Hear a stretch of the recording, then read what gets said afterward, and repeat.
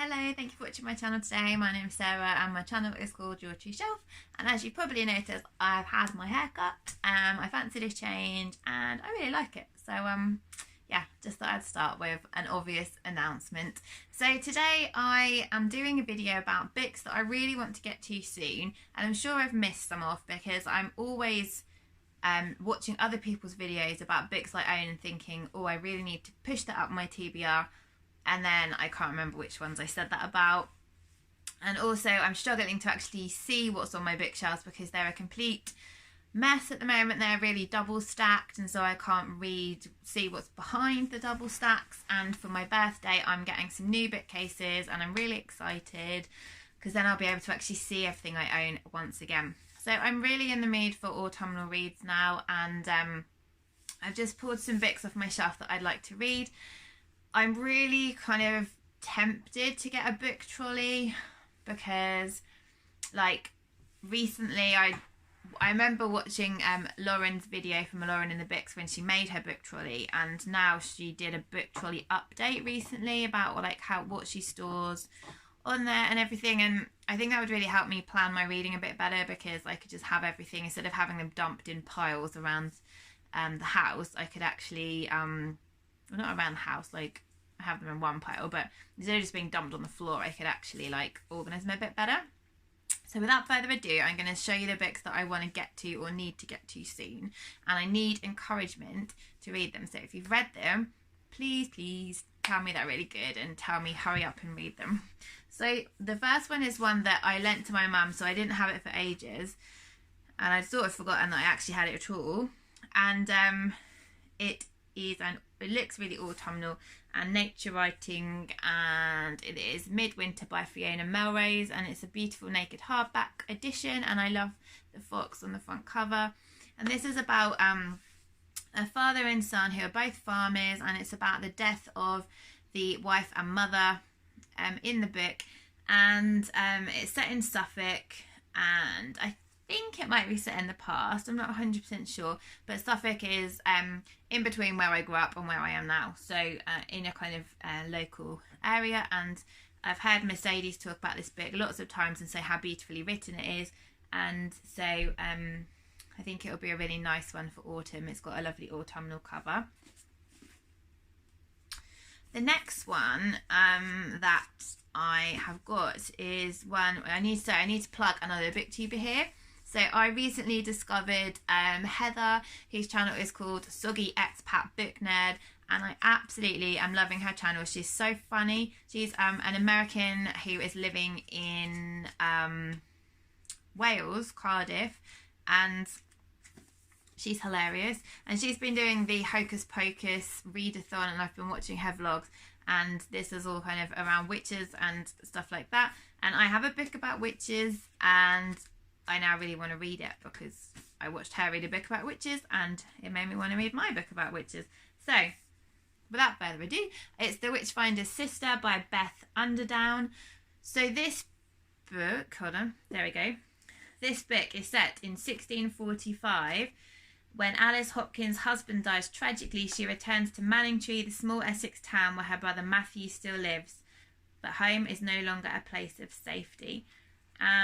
Now, Matthew Hopkins is the man, I believe, who becomes the Witchfinder General, and Manningtree is of significance to me because my family, or my mum and her family, grew up in one of the villages adjacent, or a town adjacent to Manningtree, and so I'll be familiar, but I've been to Manningtree loads of times, I'll be familiar with the place setting, and so I'm really kind of interested in reading it from that point of view. My mum's read it and she really enjoyed it, and one of my colleagues at work who lends me books has really enjoyed it too, and it's got quotes from Sarah Perry and Paula Hawkins on the front, which is a good sign, so that one's going to be really soon.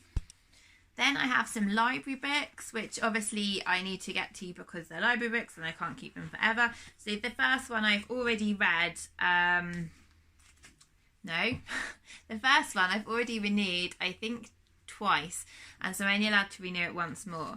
And I had to postpone it because I've already read a few nature writing books quite recently, and I just wanted a different genre for a while, but it's Mark Cocker's Our Place, and the cover again is so beautiful. I love foxes and it's so sweet.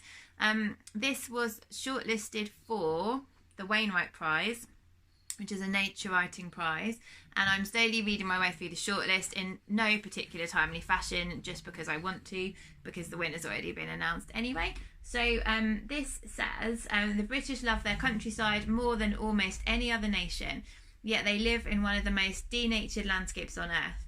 From the flatlands of Norfolk to the tundra-like expanse of the Flow country in northern Scotland, Mark Cocker sets out on a personal quest to solve this puzzle. Radical, provocative and original, Our Place tackles some of the central issues of our time, whilst mapping out a future in which this overcrowded island of ours could be a place fit not just for human occupants, but also for its billions of wild citizens. So that's that one. Two other library books which I got this week, so I'll also appear in my haul. So one of them is one that I got because I've seen Lauren talk about this author quite a lot recently, and it's intrigued me, and it is called One by Sarah Crossman. And Sarah Crossman writes in verse, so if I just open at a random page, you can see how the whole book's written in verse, so I think it'll be really quick to read. And this is about two Siamese twins called Grace and Tippy, and it says they basically want to be looked at as two people rather than one. Actually, that's probably not even a correct term to use. I apologise. Conjoined twins. I hope I'm not offending anyone by saying Siamese twins. Conjoined twins. And yeah, so I'm looking forward to reading this because I think it'll be quite educational. And I've never read a book in verse, so I'm looking forward to that. And then finally, a book which my friend Nicola recommended to me, and that is Eve of Man by Giovanna and Tom Fletcher. I'm not sure how you write as two people, and especially a husband and wife team, but this is kind of a sort of apocalyptic type book, which I don't really read normally, but I really love Giovanna Fletcher. I think she's awesome. And this is about Eve, who it says she lives alone in the tower under the strict gaze of the mothers because she's the last girl on earth, and now it's time for her to face her destiny. Males have been selected and the future of humanity lies in her hands. She's always accepted her fate until she meets Bram.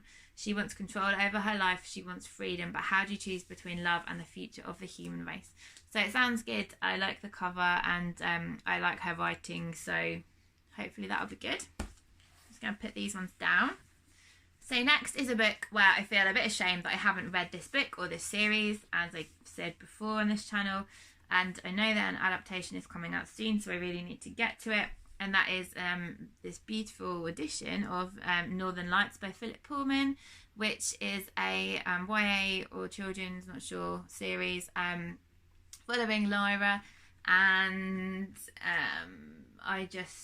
so it's the first in a trilogy, and then obviously there's now two of the pre-trilogy out for that are released after but predate these ones, if that makes sense. So yeah, I really need to hurry up and read this. I thought that would be quite nice around Christmas time as well, because magical and everything. The next one is one that I need to read because, I need to read soon, because one of my patients lent it to me, and therefore I don't feel like it's right that I have it for a long time. So this is one I've mentioned in my haul last month, and it is Constellations by Sinead Gleeson.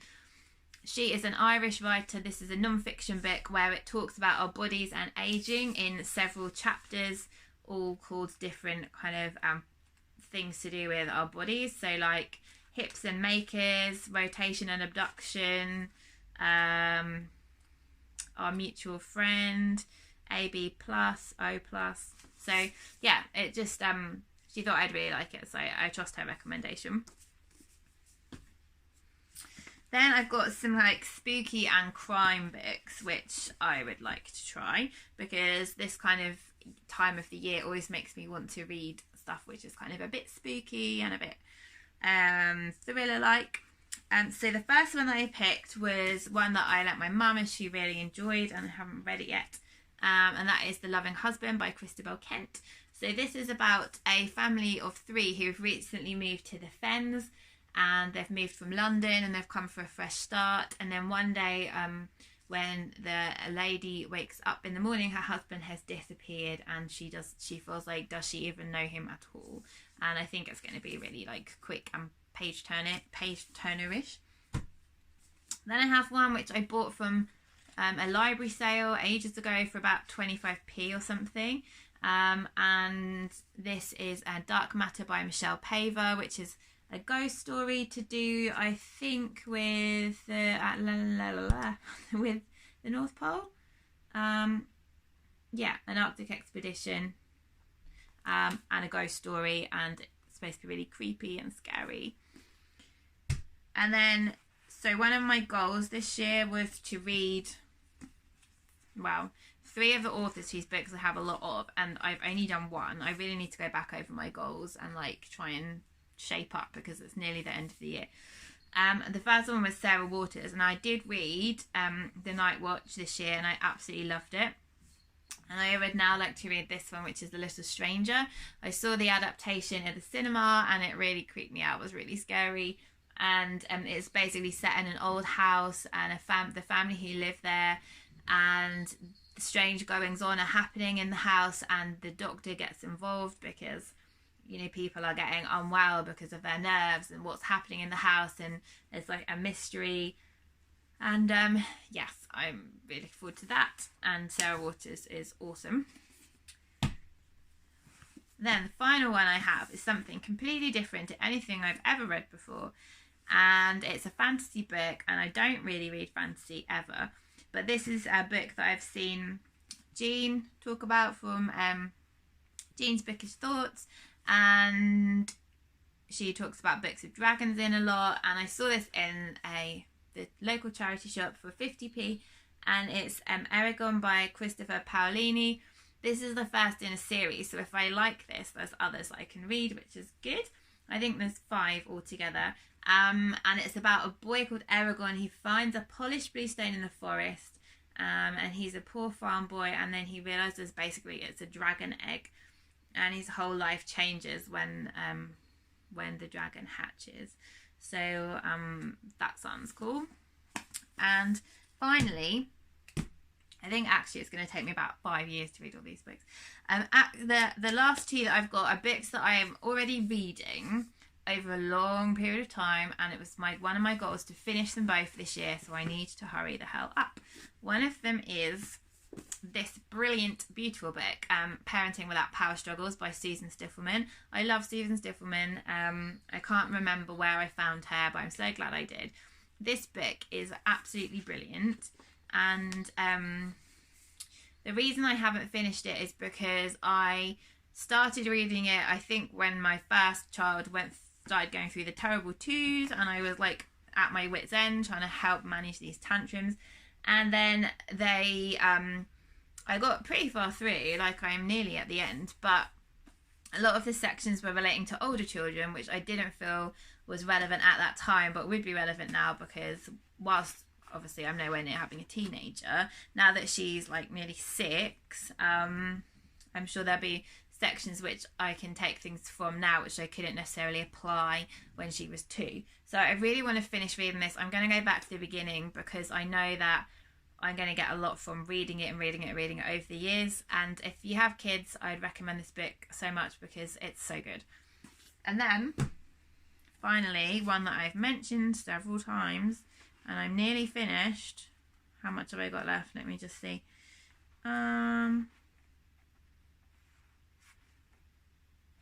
I have 130 pages left, and this is Sacred Contracts by Carolyn Myss. This is a book about the idea that we're all born on earth in this lifetime with a sacred contract that we have to fulfill whilst we are alive on earth, and about our archetypes and how our archetypes help serve our soul's mission on the earth this time around. And you basically, there's a lot of teaching in here, and then there's a lot of practical exercises, which is the reason why I'm very slow, because I've just finished making my archetypal wheel, so I've made a lot of progress, but now I have to examine each of my archetypes again with relation to what part they play in my life on the wheel. And so yeah, I have lots of little kind of questions I have to answer in my notebook, and that's why this one takes me such a long time. But 130 pages sounds pretty doable to me by the end of the year. So those are all books I would like to read in the next upcoming months. I'm not going to set myself a rigid time limit, because if I do that, I know that I will then not want to read them. I've actually got 5 more that I've just spotted across the room, which I'm not going to read out now. 3 of which are ones that I picked out of my TBR jar in May to read next, and I haven't, so I will at some point. And 2 of which are ones that I have borrowed from my friend Hannah. And one is a book about animals, and one is a non-fiction diary of a woman in wartime Germany. So that was a lot of talking. Tell me if you've read any of these. Spur me on. Tell me what to read next. Tell me to just crack on and hurry up. I've been particularly slow last month because I read Sons and Lovers, which was massive. And I'm now reading The Women in White by Wilkie Collins for Victober. Because that's another book which is a massive chunkster, which is good because massive chunksters tend to stay on my shelves for ages. So this is spurring me on. But also, it's very sort of, it takes a long time to read each page because it's very packed with text, and you have to really concentrate on it to get the most out of it, because it's very beautifully written. And so I can see it's going to be another month where I don't read tons. So after I finish October, I'm going to speed on with the ones I just mentioned. So anyhow, I hope you're all having a lovely week, and I look forward to hearing some comments below. And go and check out Soggy X-Pack Book Nerd, because she's awesome. I'll link her channel down below. Okay, have a lovely day. Bye.